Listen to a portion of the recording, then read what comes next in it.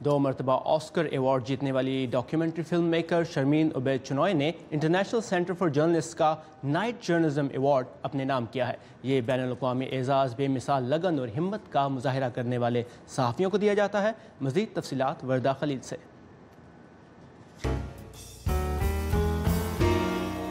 International Center for journalist کے سالانہ awards کی تقریب واشنگٹن ڈی سی میں منعقد کی گئی۔ اس موقع پر امریکی صحافت کی معتبر شخصیات کے علاوہ 100 افراد نے شرکت کی۔ تقریب میں اپنے کام کے ذریعے دنیا بھر میں لوگوں کی زندگیوں پر اثر چھوڑنے والے جن صحافیوں کو the night international journalism award سے نوازا گیا، ان میں پاکستان سے شرمین عبید چنائے اور شامی صحافی کرم المصری شامل ہیں۔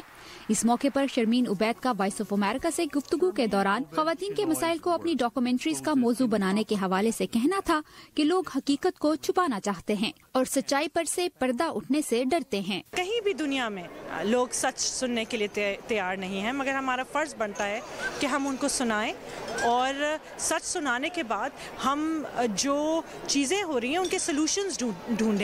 دیکھیں، عورتوں پہ تشدد دنیا بھر میں ہوتا ہے، مگر میں دنیا بھر میں نہیں رہتی، میں پاکستان میں رہتی ہوں اور وہ میرا گھر ہے، تو وہاں جو عورتوں کے اوپر تشدد ہو رہا ہے اس کے بارے میں بات کرنا میرا حق بنتا ہے اور ایز اے ملک ہمیں اس کے بارے میں کچھ کرنا چاہیے۔ تقریب کے شرکاء کا کہنا تھا کہ امریکہ سمیت تمام دنیا میں صحافیوں کو دھمکیوں اور خطرات کے ڈر سے صحافت کے معیار میں تبدیلی نہیں لانی چاہیے۔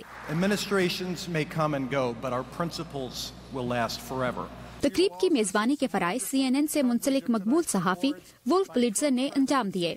امریکہ میں صحافت کو درپیش مشکلات کے حوالے سے ان کا کہنا تھا کہ امریکی صحافی سالوں سے دنیا بھر میں سچائی پہنچانے کا کام جاری رکھے ہوئے ہیں۔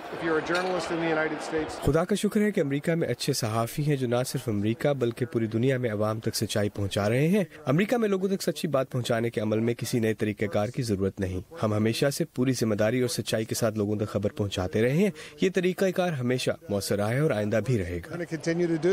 نائٹ جرنلزم ایوارڈ حاصل کرنے والوں میں جنگ کے دوران شام کے شہر الیپو سے رپورٹنگ کرنے والے کرم المصری بھی شامل تھے۔ وہ سب تصاویر جو میں نے وہاں لیں وہ آج بھی میرے ذہن میں تازہ ہیں۔ کچھ لوگ کہیں گے کہ اس کی رپورٹنگ نے کوئی اثر نہیں چھوڑا کیونکہ اس سے شامی عوام کی تکلیف میں کمی نہیں آئی، لیکن میرا یقین ہے کہ ان تصاویر کے بغیر شام کی حکومت شام میں شہر کے شہر تباہ کر دیتی اور کیمیائی ہتھیاروں کا استعمال کرتی رہتی اور دنیا میں کسی کو پتہ بھی نہ چلتا۔ شام کے جنگ زدہ علاقے میں اپنی زندگی کی بازی لگا کر سچائی کی تصویر کشی کرنے والے کرم المصری آئندہ بھی دنیا کو سچائی کی تصویر دکھانے کے لیے پرعزم ہے۔